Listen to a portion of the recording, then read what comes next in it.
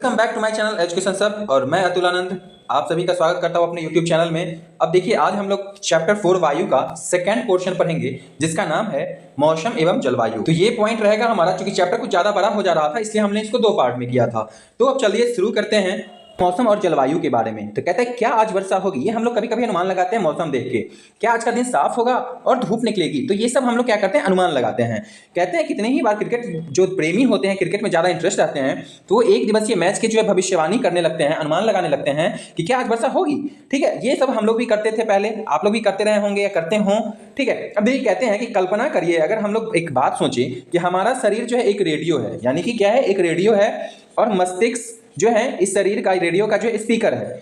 तो मौसम क्या है, तो इसके नियंत्रण बटनों से क्या करता है, छेड़छाड़ करता रहता है। यानी कि जिस हिसाब का मौसम होता है हमारा मूड जो है स्विंग करता रहता है। कहें तो मौसम वायुमंडल की प्रत्येक घंटे तथा दिन प्रतिदिन की जो स्थिति होती है वो होती है। मौसम क्या है, तो मौसम आपका जो वायुमंडल, जैसे कि अभी गर्मी लग रहा है या थोड़ी देर में बारिश होगा, या फिर जो कहते हैं हम लोग जो अभी देखिए आज जैसे मौसम है कल लगता है कि बारिश होगा, तो ये क्या हुआ कि दिन प्रतिदिन की स्थिति होती है वो क्या कहलाती है आपको, मौसम। अब देखिए जो आर्द्र एवं गर्म मौसम किसी को भी चिड़चिड़ा बना सकता है। ठीक है, यानी क्या है कि जो हमारा मौसम है अगर ज़्यादा गर्मी है तो हमारा स्वभाव जो है अजीब टाइप का चिड़चिड़ा हो जाता है, लेकिन वहीं अगर अच्छा हवादार मौसम रहेगा तो हम आनंद पाते, कहते हैं कि वाह क्या मौसम है, क्या नज़ारा है, आज तो लिट्टी चोखा खाने का समय, आज तो छोला भटूरा खाएंगे, आज तो भुजा खाएंगे, आज पनीर टिक्का खाएंगे। तो बहुत तरह की बातें होती हैं, मौसम पे हमारा मूड जो है चेंज होता रहता है।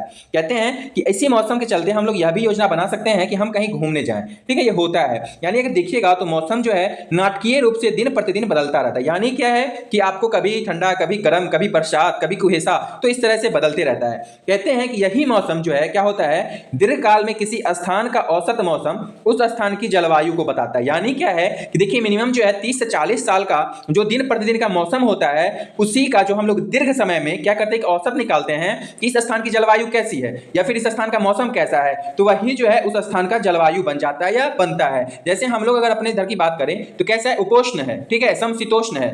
तो समझ रहे हैं कि ठंडा और गर्मी दोनों वाला मौसम है, तो ये हमारी जलवायु है। कहते हैं कि क्या आप समझ गए कि मौसम का दैनिक पूर्वानुमान क्यों करते हैं। तो ये बात है कि मौसम जो है हम लोगों का कैसे होता है, बदलेगा नहीं बदलेगा, बारिश होगा ठंडा होगा, तो ये हम लोग आपस में डिसाइड करते रहते हैं। अब देखिए कहता है क्या आप जानते हैं, यह जानकर आपको आश्चर्य होगा कि पृथ्वी सूर्य की ऊर्जा की, ठीक है, जो पृथ्वी है ये सूर्य की जो ऊर्जा है उसका 20 करोड़वां भाग का केवल जो है 2 अरबवां ही प्राप्त करता है। सोचिए कितना बड़ा सूर्य है और इसका मात्र जो है 2 अरबवां भाग ही जो है ये प्राप्त करता है। ठीक है, तो हम लोग अब बात करेंगे तापमान का। तो कहते हैं कि हम लोग या आप जो है प्रतिदिन जिस तापमान का अनुभव करते हैं वह वायुमंडल का तापमान होता है। यानी कि जो हम लोग अभी देखिए कि 35 degree, 32 degree, 30 degree, 20 degree, 18 degree, 16 degree, जो भी तापमान हो वो क्या होता है, वायुमंडल का तापमान होता है। यानी कि वायु में जो मौजूद ताप और शीतलता है उसके परिमाण को ही हम लोग क्या कहते हैं, तापमान कहते हैं। याद रखिएगा तापमान किसे कहेंगे, तो वायु में मौजूद शीतलता के या फिर ताप के परिमाण को तापमान कहते हैं। यानी कि देखिए वायुमंडल का तापमान केवल दिन और रात में ही नहीं बदलता बल्कि ऋतुओं के अनुसार भी बदलता है। यानी कि जिस ऋतु में हम लोग रहेंगे उसके हिसाब से ठंडा में जो है गर्मी थोड़ी आएगा। यानी कि आप देखिए दिसंबर का महीना आने वाला है तो हम लोग किधर रहते हैं, तो अगर देखिएगा पृथ्वी का अगर हम बात करें यहाँ पे तो हम लोग किधर आते हैं, तो भूमध्य रेखा से ऊपर हैं और जो हमारा देशांत प्रधान याम्योत्तर रेखा है, ठीक है, इसके पूरब में है। यानी कि हमारी स्थिति जो है यहाँ पे है, तो हम लोग उत्तरी पूर्वी गोलार्ध में है। ठीक है, तो यहाँ का जो अगर बात करेंगे तो अब ठंडा आने वाला मौसम है, ठीक है, ठंडा हो जाएगा। तो क्या है कि ऋतु के अनुसार भी जो होता है क्या होता है, हमारा बदलता रहता है तापमान। कहते हैं कि ऋतु की अपेक्षा ग्रीष्म ऋतु ज्यादा गर्म होती है। किस ऋतु की अपेक्षा, तो शीत ऋतु की अपेक्षा जो है ग्रीष्म ऋतु क्या होगा, ज्यादा गर्म होगा।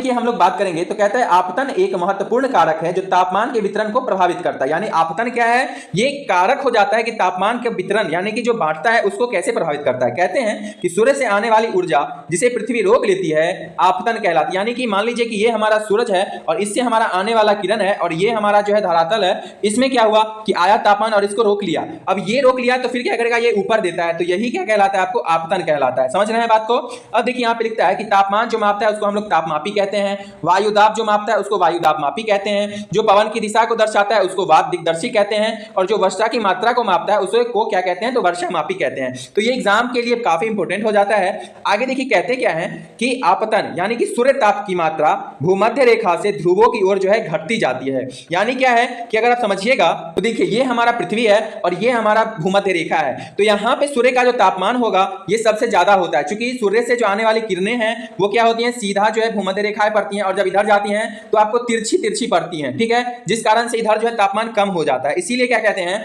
कि ध्रुव हमारा ये वाला पोर्शन है और ये वाला पोर्शन है, तो ध्रुव की ओर जो है क्या होता है, तापमान घटता है, और इसीलिए जो है तापमान उसी प्रकार जो है क्या होता है, घटता। जैसे जैसे हम बढ़ते हैं उच्च अक्षांशों की तरफ तापमान घटता जाता है। याद रखिएगा, उच्च अक्षांश कहने का मतलब क्या होता है, यहाँ पे है 0 डिग्री, फिर यहाँ पे आता है आपको क्या कहते हैं 90 डिग्री, यहाँ पे बीच में है 23.5 डिग्री, फिर है 66.5 डिग्री। जो इंपॉर्टेंट लाइन है उसकी बात कर रहे हैं। तो उत्तर और दक्षिण में क्या है, ऐसे ही है। तो जब भी हम ध्रुव से जाए, भूमध्य रेखा से ध्रुव की तरफ जाएंगे तो क्या होगा कि टेम्परेचर घटने लगेगा, ठीक है। अब देखिए कहते हैं कि क्या, अब आप समझ गए होंगे कि ध्रुव जो है बर्फ से क्यों ढके हुए, क्योंकि वहां पे टेम्परेचर कम हो जाता है। कहते हैं कि यदि पृथ्वी का तापमान अत्यधिक बढ़ जाता है तो इतनी गर्मी हो जाएगी कि यहाँ कुछ फसलें नहीं उगेंगी। स्वाभाविक है कि गर्मी में अगर ज्यादा रख दीजिएगा तो बहुत सारी चीजें जो है नष्ट हो जाएंगी। कहते हैं गांव की अपेक्षा नगरों का तापमान बहुत अधिक होता है। स्वाभाविक है, दिन के समय में एसाफेल्ट से बनी सड़कें और धातु और कंक्रीट से बने भवन गर्म हो जाते हैं। याद रखिएगा कि सड़क किसका बना है, तो एसाफेल्ट का, ठीक है, और धातु कंक्रीट से हमारा भवन बना है, जो दिन के समय में काफी गर्म होता है, और रात के समय में यह उष्मा मुक्त हो जाती है। यानी कि रात में क्या होता है कि धीरे धीरे जो है टेम्परेचर कम हो जाता है। कहते हैं कि नगर के भीड़ वाले ऊंचे भवन गर्म वायु को रोक लेते हैं, जिससे नगरों का जो है तापमान बढ़ जाता है, ठीक है। यानी क्या है कि जो देखिए हवा क्या होता है, गर्म हवा हमेशा ऊपर जाता है, तभी ठंडा हवा जो है नीचे आता है। तो नगर वाला भवन क्या करता है कि गर्म वायु को रोक लेता है, जिससे नगरों का जो तापमान क्या होता है, बढ़ता रहता है। दूसरा कारण समझिएगा, तो कहते हैं क्या कि जब हम शहर की बात अगर करें, ठीक है, अगर हम लेते हैं कि ये हमारा शहर वाला पोर्शन है, तो इधर इतना गाड़ी चलता है, इतना ईंधन का यूज होता है, इतना चिमनी है, इतना फैक्ट्री है कि इधर जो है कार्बन डाइऑक्साइड का मात्रा बढ़ जाता है, और जहां पे कार्बन डाइऑक्साइड का मात्रा बढ़ेगा वहां का तापमान जो है ऑटोमेटिक बढ़ेगा, क्योंकि वातावरण क्या करता है, जो कार्बन डाइऑक्साइड है वो हीट को क्या करता है, एब्जॉर्ब करता है, और क्या करता है, उसको वायुमंडल को गर्म रखता है। यानी कि हमारा वायुमंडल हम ही को फिर से क्या करता है, गर्मी वापस कर देता है। इसीलिए कहते हैं कि हम लोग को जितना कम हो जीवाश्म ईंधन का प्रयोग करें, जितना कम हो हम लोग क्या करें कि गलत प्रयोग जैसे प्लास्टिक जलाना या किसी भी तरह का प्रदूषण जो है ना फैलाएं। अब देखिए यहाँ पे कहता है, क्या आप जानते हैं, अब यहाँ पे भी जानना है, तापमान को मापने की जो मानक इकाई है वो डिग्री सेल्सियस है। याद रखिएगा, तापमान मापने की इकाई क्या है, तो डिग्री सेल्सियस है। कहते हैं इसका आविष्कार जो है एंडर्स सेल्सियस ने किया था। ये एंडर्स सेल्सियस जो थे ये डिग्री सेल्सियस का आविष्कार किए, और इन्हीं के नाम पे जो है सेल्सियस कहते हैं इसको, ठीक है, सेल्सियस पड़ा। तो सेल्सियस पैमाने पर जल जो है 0 डिग्री सेल्सियस पर जम जाता है। याद रखिएगा कि सेल्सियस की जब भी बात करेंगे तो कब जमेगा, तो 0 डिग्री पे, और उबलेगा कब, तो 100 डिग्री पर जो है पानी उबलने लगता है। यही अगर बात आपसे कर लेगा फ़ारेनहाइट का, तो याद रखिएगा कि 37 डिग्री टेम्परेचर पे जो है जल जमता है फ़ारेनहाइट में, और जो है 210 डिग्री फ़ारेनहाइट पे जो है जल आपका उबलने लगता है, ठीक है। अब देखिए आगे चलते हैं, वायु दाब की बात करेंगे हम लोग। तो कहते हैं कि आपको आश्चर्य होगा कि वायु हमारे शरीर पर उच्च दाब के साथ जो है बल लगाता है। हम लोग जानते हैं कि वायु लगाता है, लेकिन हम क्या करते हैं, इसका अनुभव नहीं करते। क्यों नहीं करते हैं, क्योंकि वायु का दाब जब हमारे ऊपर या कहें तो सभी दिशाओं से हमारे शरीर पे लगता है, उस समय क्या होता है कि हमारा शरीर भी विपरीत बल लगाता है। जानते हैं ना कि प्रत्येक क्रिया की विपरीत क्रिया होती है, तो जितना प्रेशर हम पे लगाता है उतना ही शरीर हमारा क्या करता है, उस पे लगाता है। यानी कि अगर बात करें तो कहता है कि पृथ्वी की सतह पर वायु के भार द्वारा लगाया गया दाब वायु दाब कहलाता है। याद रखिएगा कि जो हमारा पृथ्वी का सतह है, ठीक है, जिसपे हम लोग रहते हैं, इससे वायु के भार से जितना दाब लगाया जाता है वही क्या कहलाता है, आपको वायु दाब कहलाता है। कहते हैं कि वायुमंडल में अगर ऊपर की ओर जाने पर देखें तो कहता है कि दाब तेजी से गिरने लगता है। यानी कि जब भी हम पहाड़ों पे चढ़ते हैं तो क्या होता है कि वायु दाब आपका घटने लगता है। कहते हैं कि वायु दाब जो है आपको समुद्र स्तर पर सर्वाधिक होता है। जहां पानी है, जहां पे ज्यादा समुद्री पानी है, समुद्र है, वहां पे क्या होगा, वायु दाब ज्यादा होगा, और ऊंचाई पे जाने पर जो है यह घटता है वायु दाब। तो ये लाइन काफी इंपॉर्टेंट हो जाता है। कहते हैं कि वायु दाब का क्षैतिज वितरण किसी स्थान पर उपस्थित वायु के ताप द्वारा प्रभावित होता है, कि अधिक तापमान वाले क्षेत्र में वायु गर्म होकर जो है ऊपर उठती है। याद रखिएगा, वायु जब भी गर्म होगा तो ऊपर उठेगा, यह निम्न दाब क्षेत्र बनाता है। जब भी क्या करेगा कि तापमान गर्म होगा, ज्यादा होगा, तो वायु गर्म होकर ऊपर उठेगा, और जब ऊपर उठेगा तो क्या होगा, निम्न दाब क्षेत्र बनाएगा। और जैसे ही निम्न दाब बनाया, बादल युक्त आकाश या फिर कहे तो ठंडी हवा या जो नम हवा है या मौसम है, उसके साथ क्या होता है, ये जुड़ जाता है। अब देखिए कहते हैं ये तो हो गया हमारा उच्च तापमान। अब कम तापमान वाले क्षेत्र में देखें तो कहता है कि वायु ठंडी होती है, और इसके फलस्वरूप क्या होगा, यह भारी भी होता है। ठंडी वायु भारी होती है और गर्म वायु हल्की होती है। भारी वायु जो होती है निमज्जित होकर के क्या करती है, उच्च दाब का क्षेत्र बनाती है। यानी कि जो भारी वायु होगा वो उच्च दाब का क्षेत्र बनाएगा, और जो गर्म वायु होगा यानी कि ये क्या होगा, ऊपर उठेगा और निम्न दाब का क्षेत्र बनाएगा। कहते हैं उच्च दाब के कारण अस्पष्ट एवं स्वच्छ आकाश होता है। जब भी वायु ठंडी होगी, उच्च दाब का क्षेत्र बनाएगी, तो क्या होगा, आकाश हमारा स्वच्छ होगा। कहते हैं कि वायु सदैव उच्च दाब क्षेत्र से निम्न दाब क्षेत्र की ओर गमन करता है। यानी कि जब भी हमारा क्या होगा कि गर्म वायु ऊपर उठेगा तो ठंडी वायु सुट से क्या करेगी, नीचे आ जाएगी। चूंकि भारी है, गर्म वायु हल्की है। अब चलते हैं आगे, तो देखिए यहाँ पे कहता है कि क्या आप जानते हैं, तो यहाँ जानना है कि चांद पर वायु नहीं है, अतएव वहां जो है वायु दाब भी नहीं है। याद रखिएगा, चांद पे वायु दाब नहीं है। अगर कोई अंतरिक्ष यात्री चांद पे जाएगा, अगर वो विशेष तरीका का सुरक्षित हवा से भरा हुआ अंतरिक्ष पोशाक या सूट नहीं पहनता है, तो क्या होगा कि अंतरिक्ष में जो पोशाक अगर नहीं पहने रखेगा, तो अंतरिक्ष यात्रियों के शरीर पर जो उसके विपरीत बल लगेगा, उसके कारण क्या होगी, उसकी रक्तशिराएं फट जाएंगी, नस सारी फट जाएंगी, और जिससे अंतरिक्ष यात्री जो है रक्त स्रावित होकर क्या होगा, वहीं पे मर जाएगा। ठीक है ना। अब देखिए हम लोग पवन की बात करेंगे। इससे पहले देखिए क्या आप जानते हैं, यहाँ क्या जानना है, तो पवन का उनके आने की जो दिशा है उसके आधार पर उनका निर्धारित होता है। जो नाम है कि किधर से आ रहे हैं, जैसे कि पश्चिम से आने वाली पवन को हम लोग पछुआ कहते हैं, और पूरब से आने वाली को हम लोग पूर्वी कहते हैं, पूर्वैया कहते हैं। ठीक है ना, याद रखिएगा। कहते हैं पवन, तो उच्च दाब क्षेत्र से निम्न दाब क्षेत्र की ओर वायु गति को पवन कहते हैं। यानी कि उच्च दाब क्षेत्र से क्या करेगा, निम्न दाब क्षेत्र में आएगा, तो उसे हम क्या कहेंगे, उस वायु की गति को पवन कहेंगे। कहते हैं आप पवन को काम करते देख सकते हैं। जब सड़क पर गिरी पत्तियां को हवा तूफान के साथ, या फिर बात करें तूफान के समय में पेड़ से उखाड़ देती है। कभी कभी जब हम बात करें तो पवन धीरे धीरे बहती हैं और इसे अपने महीन धूल या धुएं को उड़ाते देख सकते हैं। यानी कि पवन जो काम कैसे करता है आप लोग समझ गए होंगे। कहते हैं कि पवन इतनी तेज होती है कि इसके विपरीत दिशा में चलना जो है कठिन हो जाता है। जब अभी देखिएगा, कभी कभी आप लोग यूट्यूब वगैरह देखते हैं, शॉर्ट्स वगैरह देखते हैं, तो आपको पता चल ही जाता होगा कि जो पवन चलता है कितना खतरनाक चलता है। कहते हैं कि आपने अवश्य अनुभव किया होगा कि तेज पवन में छाता लेकर चलना आसान नहीं होता। जब भी हम चलते हैं देखते हैं क्या कि पवन आता है और सुट से छाता को उल्टा कर देता है, घुमा देता है। कई बार तो घर पे गाली बात भी सुने हैं कि छाता टेढ़ करके लेके आया है। हो सकता है आप लोग भी सुने हो या नहीं भी सुने हो। खैर चलिए आगे चलते हैं। कहता है कि 3 अन्य उदाहरण सोचिए जब तेज पवन के कारण आपके लिए समस्या उत्पन्न हो गई हो। पवन को मुख्यतः जो है 3 प्रकारों में विभाजित किया जाता है। याद रखेंगे कितने, तो 3 प्रकार में। कौन कौन से, तो बात करते हैं अब। पहली है अस्थायी पवनें। ये क्या होती हैं, तो इनको व्यापारिक पश्चिम एवं पूर्वी पवनें, अस्थायी पवनें। यानी कि जो व्यापारिक पवनें हैं, ठीक है, वो क्या है, आपको पश्चिमी और पूर्वी अस्थायी पवनें हैं। याद रखिएगा।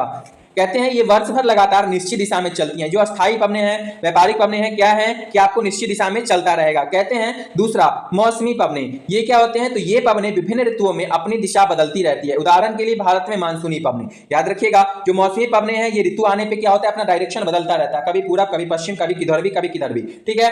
फिर आता है हमारा स्थानीय पवनें। ये क्या है, तो कहते हैं ये पवनें किसी छोटे क्षेत्र में वर्ष या दिन के किसी विशेष समय में चलती है। यानी कि यह क्या है, अस्थायी पवनें जो हैं कभी चलती हैं छोटे क्षेत्र में, वर्ष में या एक दिन कभी भी। कहते हैं उदाहरण के लिए स्थल एवं समुद्री समीर। ठीक है, ये क्या है, आपको अस्थायी पवनें हैं। कहता है भारत के उत्तरी क्षेत्र की गर्म एवं शुष्क स्थानीय पवन याद हैं, तो क्या कहते हैं इसको, तो लू, इसको लू कहते हैं। याद रखिएगा, इसको क्या कहेंगे, लू कहेंगे। ठीक है। अब देखिए आगे, यहाँ पे आपको फोटो दिया हुआ है। बीच वाला आपका भूमध्य रेखा है, ये आपका कर्क रेखा है, और ये आपका क्या है, मकर रेखा है। अब इसके बीच में क्या है, आपको उत्तर और दक्षिण व्यापारिक पवनें हैं। फिर आपको जो है देखिए 30 डिग्री से लेकर के 60 डिग्री के बीच में जो क्षेत्र है आपका उपोष्ण उच्च दाब क्षेत्र है, जिसको हॉर्स अक्षांश भी कहते हैं, और उपोष्ण उच्च दाब क्षेत्र को क्या कहेंगे, हॉर्स अक्षांश भी कहते हैं। तो याद रखिएगा, ये सब इंपॉर्टेंट हो जाता है। फिर देखिए कहता है अधो ध्रुवीय निम्न दाब। यानी कि यहाँ पे कौन सा है, तो सनातन पछुआ पवन चलता है, और इसके ऊपर जो है ध्रुवीय पूर्वी पवन चलता है, और नीचे भी ध्रुवीय पवन चलता है, और यहाँ पे सनातन पछुआ पवन चलता है। तो ये फिगर आपको याद रखना है, काफी आपको फायदा करेगा। अब देखिए कहता है चक्रवात प्राकृतिक आवेश। तो ये क्या है, तो यहाँ पे कहानी है छोटा सा कि भारत का जो पूर्वी समुद्री तट है, यानी जो उड़ीसा में क्या हुआ कि बंगाल की खाड़ी से जो उठने वाले चक्रवात होते हैं उनका खतरा हमेशा ही बना रहता है। इसी तरह का एक बार क्या हुआ, 17-18 अक्टूबर 1999 को राज्य के 5 जिलों में चक्रवात आया था। कहां, तो उड़ीसा साइड। कहते हैं 29 अक्टूबर 1999 को क्या हुआ, एक अन्य महाचक्रवात आया और राज्य का जो है बड़ा भाग में तबाही मचाया। कहते हैं क्या कि पवन का वेग, वर्षा तथा ज्वारीय प्रोत्कर्ष से हानि हुई।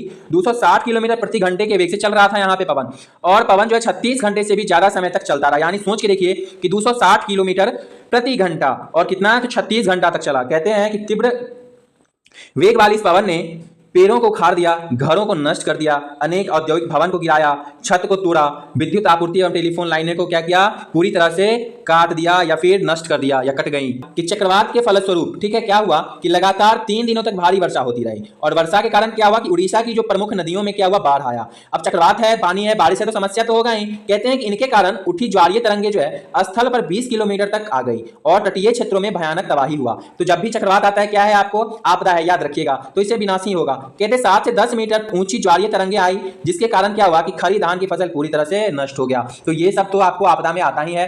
के बाद कि 25 अक्टूबर 1999 को पोर्ट ब्लेयर के निकट थाईलैंड की खाड़ी में अवदाब के कारण यह चक्रवात उत्पन्न हुआ। कब हुआ? तो 25 अक्टूबर 1999 को। कहां बात कर रहा है आपको? तो आपको पोर्ट ब्लेयर की बात कर रहा है, याद रखिएगा। थाईलैंड की खाड़ी से आया और क्या हुआ? अवदाब के कारण चक्रवात हुआ। धीरे धीरे पश्चिम दिशा में बढ़ा, गहन होकर इसने महाचक्रवात का रूप जो है धारण कर लिया। 29 अक्टूबर को 10:30 बजे उड़ीसा के इरेसामा एवं बालीकुडा के बीच जो है काफी क्षेत्रों को ये चक्रवात प्रभावित करता है। कहते हैं कि महाचक्रवात ने भुवनेश्वर, कटक 28 और 28 तटीय जो नगर थे इसके सहित उड़ीसा के पूरे तट को बर्बाद कर दिया और लगभग 130 लाख लोग प्रभावित हुए। हम बात करें तो बड़ी संख्या में पशु की मौत हुई, सब्जियों का, फसलों का जो है नुकसान हुआ और ज्वारीय प्रतिकर्ष से जो हुई लवणता के कारण जो है कृषि योग्य जो विशाल क्षेत्र था वो अनुपजाऊ हो गया। कहते हैं कि साल, सागवान, बांस, बागान वाले विशाल क्षेत्र भी नष्ट हो गए। पारादीप एवं कोणार्क के बीच स्थित जो मैग्रेवों के जंगल थे वो भी आपको लुप्त हो गए। अब देखिए हम लोग आर्द्रता की बात करेंगे। कहता है कि जब जल पृथ्वी एवं विभिन्न जलाशयों से वाष्पित होता है तो जलवाष्प बनता है। जल क्या होता है? पृथ्वी से ही जलवाष्प के रूप में वाष्पित होकर के बादल बनता है और फिर वही बादल वर्षा करता है। कहते हैं कि वायु में किसी भी समय जलवाष्प की मात्रा को आर्द्रता कहते हैं, यानी कि जैसा हमारा वायु है ठंडा या गर्म, उसमें जो भी जलवाष्प होगा उसी की मात्रा को हम लोग क्या कहेंगे? आर्द्रता कहेंगे। देखिए यहाँ पे ये वाला पोर्शन जो है आपको बादल है और ये जितना नमी दे रहा है वही आपको क्या कहलाएगा? आर्द्रता कहलाएगा। कहते हैं कि वायु में जलवाष्प की मात्रा अत्यधिक होती है, हम उसे आर्द्र दिन कहते हैं। जब भी जलवाष्प ज्यादा होगा तो क्या होगा कि हम उसे आर्द्र दिन कहेंगे। अब हम लोग जानते हैं कि बरसात के समय में, ठंडा के समय में मौसम में आर्द्रता रहती है, इसीलिए हमारा कपड़ा भी जल्दी नहीं सूखता है, तो वही आर्द्र दिन हो गया। कहते हैं क्या कि जैसे वायु गर्म होती है तो जलवाष्प धारण करने का क्षमता जो है बढ़ जाता है, यानी वायु गर्म तो जलवाष्प सूखेगा, ठंडा हुआ यानी कि वो जलवाष्प पूरा सूख लिया। कहते हैं इस प्रकार और अधिक आर्द्र हो जाती है। आर्द्र दिन में कपड़ा सूखने में काफी समय लगता है और हमारे शरीर से अगर पसीना आ जाए तो नहीं सूखता है और हम लोग असहज महसूस करते हैं। ये चीजें तो हम बात कर ही लिए हैं कि जब जलवाष्प ऊपर उठता है तो यह ठंडा होना शुरू हो जाता है और जलवाष्प संघनित होकर क्या होता है? ठंडा होता है और फिर जल की बूंदे बनाता है। यानी कि वर्षा क्या होगा? पानी जलवाष्प होगा, ठंडा होगा, जैसे ही ठंडा हुआ तो जलवाष्प क्या होगा? संघनित होगा और होकर ठंडा हो जाएगा। अब ठंडा हुआ तो बारिश का बूंद बनाएगा और बादल इन्हीं जल बूंदों का जो है एक समूह होता है। याद रखिएगा, बादल क्या होता है? तो जल बूंदों का समूह होता है। कहते हैं जब जल की ये बूंदें इतनी भारी हो जाती हैं कि वायु में तैर ना सके, तब जो है वर्षण के रूप में ये नीचे आ जाती हैं। यानी अब बादल नहीं तैर सकता है तो क्या करता है? पटक देता है सारा पानी। कहते हैं कि आकाश में उड़ते हुए जेट हवाई जहाज अपने पीछे सफेद पथ चिन्ह छोड़ते हैं। इनके इंजन से निकलने वाली नमी संघनित हो जाती है। यानी ये हम लोग देखते थे कि ऐसे करके व्हाइट व्हाइट करके आकाश में जो है बना हुआ है बॉर्डर, वो क्या है? तो वो जो अपना सफेद पट्टी रहता है उसका, तो इंजन से निकलने वाला जो नमी होता है वही संघनित होकर बन जाता है। कहते हैं वायु के गतिमान न रहने की स्थिति में यह संघनित नमी कुछ देर तक पथ के रूप में दिखाई देती है।